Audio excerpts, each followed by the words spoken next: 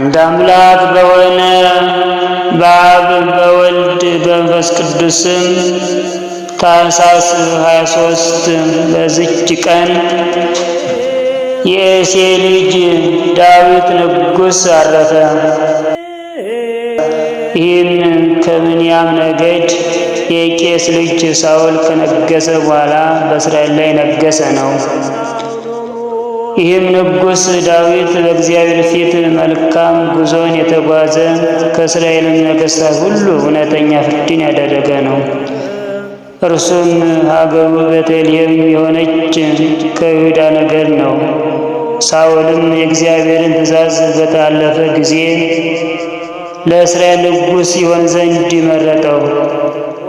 ነቢይ ሳሙኤልንም ቅባ መንግሥትን የእሴይ ልጅ ቀባ ዘንድ ላከው። ሳሙኤልም ታላቁን ኤልያብን ተመለከተ። መልኩ ያማረ አካሉም የጸና ነበርና፣ እግዚአብሔር ግን አልመረጠውም። የኤልያብን ፊቱን አትይ፣ የመልኩን ማማር አትመልከት፣ እግዚአብሔር ሰው እንደሚያይ የሚያይ አይደለምና አለው እንጂ። ሰው መልክ ያያል፣ እግዚአብሔር ግን ልብን ያያል።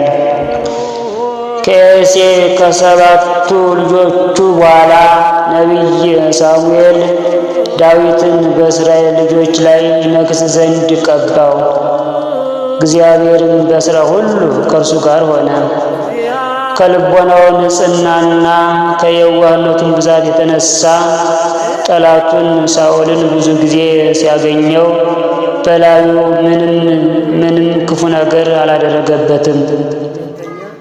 በአንዲትም ዕለት ሳኦል ከእስራኤል ሁሉ የተመረጡ 3000 ሰዎችን ይዞ ዳዊትን ከሰዎቹ ጋር ይፈልገው ዘንድ ዋሊያዎች ወደሚታደኑበት ሄዶ በጎዳና አጠገብ ያሉ ዘላኖችም ወደሚሰማሩበት ደረሰ። በዚያም ዋሻ ነበር። ሳኦልም ይናፈስ ዘንድ ወደዚያች ዋሻ ገባ። አሽከሮቹና ዳዊትም በዚያች ዋሻ ውስጥ ተቀምጠው ነበር። ዳዊትም ተነስቶ ቀስ ብሎ ከልብሱ ጫፍ ቆረጠ። በሁለተኛም ጊዜ በድንክ አልጋ ላይ ተኝቶ ወዳለበት ከአቢሳ ጋር ገብቶ ከራስጌው ጦሩንና ውሃ ያለበትን ሮቱን ይዞ ተመልሶ ሄደ። ክፉ ነገርንም አላደረገበትም። ሰዎቹም ጠላትህ ሳኦልን ግደለው ባሉት ጊዜ እግዚአብሔር በቀባው ላይ እጄን ልዘረጋ አይገባኝም ብሎ መለሰላቸው። ስለ ሳኦልም መገደል አንድ ሰው በነገረው ጊዜ ዳዊትም ያንን ሰው ማን ገደለው አለው። ሰውየውም እኔ ገደልሁት አለው። ዳዊትም እጅግ አዘነ፣ ልብሱንም ቀደደ። ያንንም ሳኦልን እኔ ገደልሁት ያለውን ሰው ገደለው። እግዚአብሔርም በዚህ በጻድቅ ዳዊት ልብ ብዙ ትሩፋትን፣ ትሕትናን፣ የዋህነትን፣ ቅንነትን፣ ትዕግስትን፣ ፍቅርን አከማቸ። ክብር ያለው ንጉሥ ሲሆን ራሱን ውሻ፣ ትል፣ እንስሳም አድርጎ ይጠራል። ስለዚህም ከምድር ነገሥታት ሁሉ ከፍ ከፍ አደረገው፣ እንዲህም ብሎ አመሰገነው። የእሴይን ልጅ ዳዊትን እንደ ልቤ ሆኖ አገኘሁት። ፍቃዴን ሁሉ የሚያደርግ ታማኝ ሰው ነው። እግዚአብሔርም የእስራኤልን ልጆች ኢየሩሳሌምንም ስለ ዳዊት ደግነት ብዙ ጊዜ ጠበቃቸው። በእርሱ ካለፈ በኋላም በነቢያቶቹ አንደበት አከበረው፣ ነገሥታትንም ከእርሱ ዘር አደረገ። እርሱም በሁሉ ዓለም የታወቀ የመዝሙሩን መጽሐፍ ደረሰ። ይኸውም በሰይጣናት ላይ ጋሻና ጦር የሆነ መልካም ቃልንም የተመላ በሰማይና በምድርም ያሉ በእርሱ እግዚአብሔርን የሚያመሰግኑበት ነው። የዳዊትም ፊቱ እንደ ሮማን ቀይ ነው። ቁመቱም መካከለኛ የሆነ አካሉም የጸና ብርቱ ነበር። ታናሽ ብላቴና ሆኖ ሳለ እርሱ የአባቱን በጎች ሲጠብቅ አንበሳ ወይም ተኩላ መጥቶ ከመንጋው ውስጥ በግ ነጥቆ በሚወስድ ጊዜ ተከትሎ ገድሎ ካፉ ያስጥለው ነበር። ሊጣላውም ቢነሳበት ጉሮሮን ይዞ ይሰነጥቀዋል። ከፍልስጤማውያንም ጋር ሰልፍ በሆነ ጊዜ ብርቱ ሰው ስሙ ጎልያድ የሚባል ከጌል ሰዎች የተወለደ ቁመቱ 6 ክንድ ከስንዝር የሆነ ከኢሎፍላውያን ሰፈር ወጣ። በራሱ ላይ የናስ በርቦርኬ ደፍቷል። የናስ ጽሩርም ለብሷል። በእርሱ ላይ ያለ የብረቱና የናሱ ሁሉ ሚዛኑ 5000 ወቄት ነበር። በእግሮቹ ባቶችም ላይ የናስ ሰናፊል ታጥቆ ነበር። በጫንቃውም መካከል የናስ እባቦች ነበሩ። የጦርም ዛቢያ እንደ ሸማኔ መጠቅለያ ሆኖ በላዩ ሽቦ ነበረበት። የጦሩም ብረት መጠን 600 ወቄት ነበር። ጋሻ ጃግሬውም በፊቱ ይሄድ ነበር። ቁሞም ወደ እስራኤል ሰፈር ይጮህ ነበር፣ ከእኛ ጋር ትዋጉ ዘንድ ለምን ወጣችሁ? እኔ የኢሎፍላውያን ወገን ነኝ፣ እናንተም የሳኦል ባሮች አይደላችሁምን? ከእናንተ አንድ ሰው መርጣችሁ ወደ እኔ ይውረድ። ከእኔ ጋር መዋጋት ችሎ ቢገለኝ ባሮች እንሆናችኋለን። እኔ ከእርሱ ጋር ችዬ ብገለው እናንተ ባሮች ሆናችሁ ትገዙልናላችሁ አላቸው። ያም ኢሎፍላዊ ለወገኖቹ ዛሬ በዚች ቀን አንድ ሰው ስጡኝና ሁለታችን ለብቻችን እንዋጋ ብዬ የእስራኤልን አርበኞች እነሆ ተገዳደርኳቸው አላቸው። እስራኤል ሁሉና ሳኦልም ይህን የኢሎፍላዊውን ቃል በሰሙ ጊዜ ደነገጡ፣ እጅግም ፈሩ። የእስራኤልም ወገኖች እንዲህ እየተገዳደራቸውና እየተመካባቸው 40 ቀኖች ያህል ኖረ። ከእስራኤልም ወገን ወደ እርሱ ይወጣ ዘንድ የደፈረ የለም። በዚያም ወራት ዳዊት ወንድሞቹን ሊጎበኝ ወጣ። ያንንም የኢሎፍሊ ወገን የሆነ ሰው የእግዚአብሔር ወገኖችን ሲገዳደራቸው ባየ ጊዜ አምላካዊ ቅናትን ቀና። ሳኦልንም እንዲህ አለው፣ እኔ ሄጄ ይህን ያልተገረዘ ቆላፍ ገድዬ ዛሬ ከእስራኤል ሽሙጥን አርቃለሁ። ሕያው የሚሆን የእግዚአብሔርን አርበኞች ይገዳደር ዘንድ ይህ ቆላፍ ምን ቁም ነገር ነው? ከድብ አፍና ከአንበሳ አፍ ያዳነኝ እርሱ እግዚአብሔር ከዚህ ካልተገረዘ ኢሎፍላዊ እጅ ያድነኛል። ሳኦልም ሂድ፣ እግዚአብሔር ካንተ ጋር ይሁን አለው። ዳዊትም ወንጭፉን በእጁ ያዘ። ከወንዝ መካከልም 3 ድንጋዮችን መረጠና ወደዚያ ኢሎፍላዊ ሄደ። ጎልያድም ዳዊትን ባየ ጊዜ ናቀው፣ እንዲህም አለው፣ ድንጋይና በትር ይዘህ ወደ እኔ ትመጣ ዘንድ እኔ ውሻ ነኝን? ውሻ የምትሻል አይደለም፣ ከውሻ ትብሳለህ እንጂ። ቆላፍ ጎልያድም ዳዊትን በጣዖቶቹ ስም ረገመው። ያም ኢሎፍላዊ ዳዊትን ወደ እኔ ና፣ ሥጋህን ለሰማፎችና ለዱር አራዊት እሰጣለሁ አለው።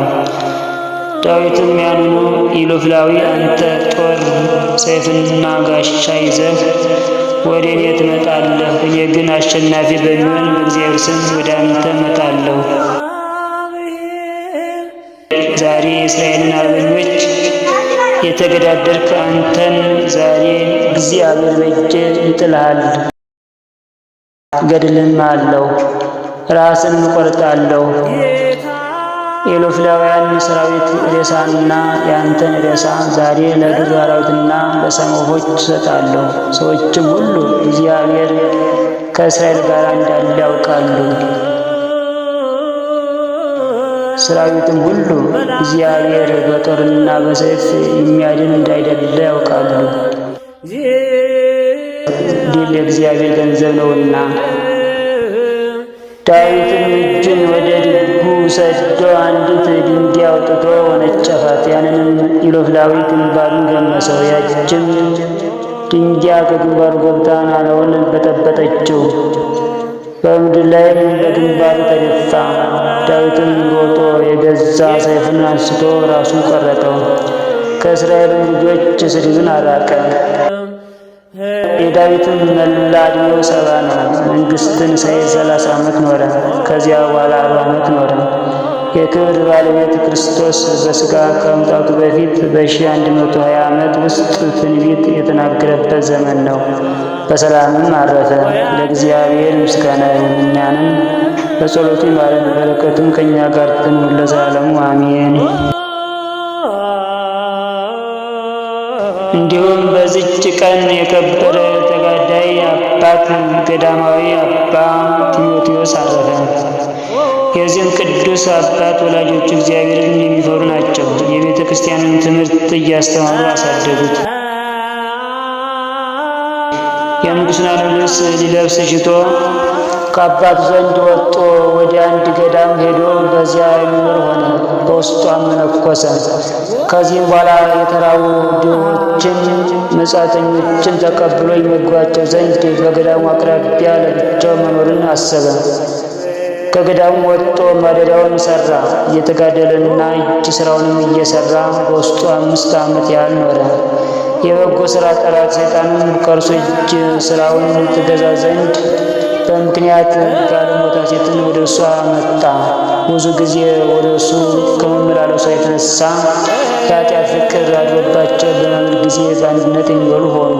ከዚህም በኋላ ከእርሷ ጋር በኃጢአት ወደቀና በኃጢአት ሥራ ውስጥ 7 ወር ያህል ኖረ። በዚያን ጊዜ እግዚአብሔር እርሷንም እርሱንም ፈጽሞ አልጠላቸውም። የሞትን ጊዜ በምታስፈራና በምታስደነግጥ ቀን በንጉሠ ነገሥት ኢየሱስ ክርስቶስ ፊት መቆምን አሳሰባቸው እንጂ። ከዚያም ቦታ ተነስቶ ጥቅጥቅ ካለ ዱር ውስጥ ገባ፣ ልዑል እግዚአብሔር መርቶታልና። በዚያም ጣፋጭ የውሃ ምንጭና ተምር አለ። በዚያም ቦታ እየተጋደለ ብዙ ዘመን ኖረ።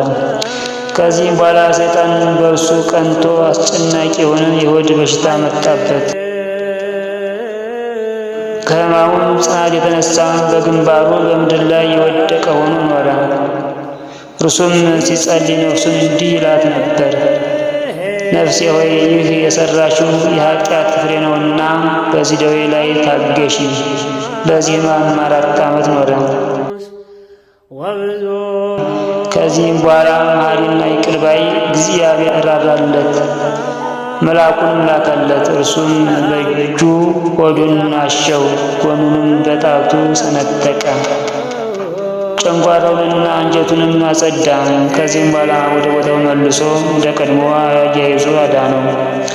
እነሆ እንግዲህ ጤነኛ ሆንክ፣ ዳግመኛ አትበድል፣ ከዚህ የከፋ እንዳይደርስብህ አለው። በበረሃም ውስጥ እየተጋደለ 40 ዓመት ኖረ። ከዚህም በፊት በገዳም 17 ዓመት በዋሻም 10 ዓመት ኖሯል። በዚህም ረጅም ዘመን ከልብስ የተራቆተ ነው። ልዑል እግዚአብሔርም የራሱን ጠጉር አስረዘመለት። በእርሱም በፊቱም በኋላውም ተሸፈነበት። ለዚህም አባት ስለ አገልግሎቱ፣ ስለ ተጋድሎ፣ ስለ በጎ አምልኮቱ አራዊት እስከሚጎበኙትና የእግሩን ትቢያ እስከሚልሱ ድረስ ታላቅ ጸጋ ተሰጠው። እግዚአብሔርንም ካገለገለ በኋላ አክሊሉን እንደተሸከመ በሰላም አረፈ። ለእግዚአብሔር ምስጋና ይሁን፣ እኛንም በዚህ አባት ጸሎት ይማረን፣ በረከቱ ከእኛ ጋር ትኑር ለዘላለሙ አሜን። በዚችም ቀን የቅዱሳን የአባ ሳሙኤል፣ የአባ ስምዖን፣ የአባ ገብርኤል የዕረፍታቸው መታሰቢያ ነው። ይህም መነኩሴ የአባ ሳሙኤል ባሕታዊ ሆኖ ቅልጣሚን በምትባል አገር ጎን የሚኖር ነው። በዚያም አቅራፎስ የሚባል ሰማዕት አጽም አለ። እርሱም ጸሎቱን ሲጀምርም ሲፈጽም ከአጽሙ ይባረካል ወይም ይሳለማል። ሰሊባ የሚባል አንድ መኮንን ነበረ። ስምዖን የሚባልም ልጅ አለው። ልጁም ለሞት የሚያበቃ ደዌ ታመመ። አባቱም በልጁ ላይ ይጸልይ ዘንድ ወደ አባ ሳሙኤል ላከ። እርሱም ጸልዮ ከሞተ በኋላ አስነሳው። ያም ልጅ አባ ሳሙኤልን የሚከተል ደቀ መዝሙር ሆነ። መንኩሶም በገድል ተጠመደ። በአንዲትም ቀን ውሃ ሊቀዳ እንስራ ይዞ ሄደ። ሰይጣንም እንስራውን ሰበረበት። ለአባ ሳሙኤልም በነገረው ጊዜ ውሃን ይመላበት ዘንድ የወይን ማስቀመጫ መሶብን ሰጠው። ውሃም ሳይቀዳ 10 ዓመት ኖረ። ከዚህም በኋላ ሰይጣን ሰበረውና ውሃው ፈሰሰ። ለአባ ሳሙኤልም በነገረው ጊዜ ወደ ሌላ ቦታ ሄደው ታናሽ የጸሎት ቤት ሰርተው በዚያ ተቀመጡ። ከዚህም በኋላ የእግዚአብሔር መልአክ በሕልም ተገለጸላቸው፣ ቤተ ክርስቲያንም ይሰሩ ዘንድ አዘዛቸው። ንጉሥ አንስጣስዮስም መጥቶ ታላቅ ቤተ ክርስቲያን ሰራላቸው። ለመነኮሳትም 500 ቤቶች ሠራ። አባ ሳሙኤልም በረጀና ከተጋድሎ ብዛትም በደከመ ጊዜ ልጆቹን በልጁ በስምዖን እጅ ትቶ ወደ ወደደው እግዚአብሔር ሄደ። መነኮሳቱም 12,000 እስከሆኑ ድረስ እጅግ በዙ። በዚህም አባ ስምዖን ዘመን ትንሣኤ ሙታን የማያምን አንድ ካዲ ሰው ተነሳ። አባ ስምዖንም በሙት ላይ ጸልዮ በፊቱ አስነሳው። ልቡም ከመጠራጠር ባልተመለሰ ጊዜ ሁለተኛ ወደ እግዚአብሔር ጸለየ። እሳትንም ከሰማይ አውርዶ ያንን ካዲ አቃጠለው። ከዚህም በኋላ ሸምግሎ በሰላም አረፈ። በመምህሩም መቃብር በክብር ተቀበረ። ከዚህም በኋላ አባ ገቤን አበምኔት ሆኖ ተሾመ። እርሱም ትሑትና የዋህ ነበር። በልብሱም ውስጥ ማቅና መንቆር ይለብሳል። እግሮቹም ውስጥ ጫማ አያስገባም። በክረምትም በበጋም ወደ ቤት አይገባም። ከሰንበት እስከ ሰንበት ይጾማል። እንጀራውንም ያለ ጨው ያለ ወጥ ይበላል። ድንቅ ታምራትንም የሚያደርግ ሆነ። በአንዲትም ዕለት ደቀ መዛሙርቱ ለእንጀራ የሚሆን ቡሆ የሚያቦኩበት ታላቅ የድንጋይ ገንዳ ወደ ገዳሙ ሊያስገቡ ሽተው ሸክም የሚረዳቸው ባጡ ጊዜ አባ ገብርኤል ሰምቶ ከሰው አንድ እንኳ በገዳሙ ውስጥ እንዳይቀር ለመሸከም እንዲወጣ አወገዘ። 10,030 ሰዎች ከሙታን ተነሱ። አባ ገብርኤልም አይቶ እናንተን ያልኩ አይደለም ሕያዋን እንጂ አላቸው። በዚያን ጊዜ ወደ መቃብራቸው ተመለሱ። ከዕለታትም በአንዱ አንድ ሰው ከአንድ መነኩሴ ዘንድ ወርቁን አደራ አኑሮ ወደ ሩቅ አገር ሄደ። በተመለሰም ጊዜ መነኩሴው ለረዱ ሳይናገር ሞቶ አገኘው። ረዱንም ስለ ወርቅ በመረመሩት ጊዜ መምህሩ ያኖረበትን እንደሚያውቅ አስረዳቸው። አባ ገብርኤልም ወደ ሟቹ መቃብር ሄዶ ስለዚያ ወርቅ ጠየቀው። ሟቹም ያኖረበትን ስፍራ ነገረው። ባለገንዘቡም እያደነቀ ገንዘቡን ይዞ ሄደ። ሰሌም የሚባል ወዳጅ ነበረው። ሳይገናኙ ሞተ። አባ ገብርኤልም በሰማ ጊዜ ወደ መቃብሩ ሄዶ አለቀሰ። ጸሎትንም አድርጎ በክብር ባለቤት በጌታችን ኢየሱስ ስም ተነስ አለ። ድኖም ተነስቶ 12 ዓመት ኖረ። በዚህም አባ ዘመን ከሮም ነገሥታት በክርስቲያን ወገኖች ላይ ታላቅ ስደት ሆነ። ቁጥር የሌላቸው ምዕመናን ተገደሉ። ከጥቂት ወራትም በኋላ እስላሞች ነገሱ። ክርስቲያኖች በስደት ዳኑ።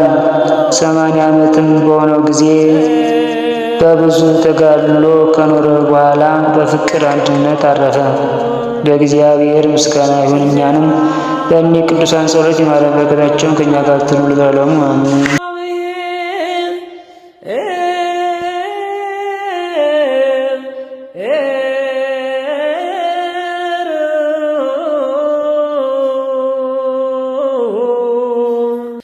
እግዚኦ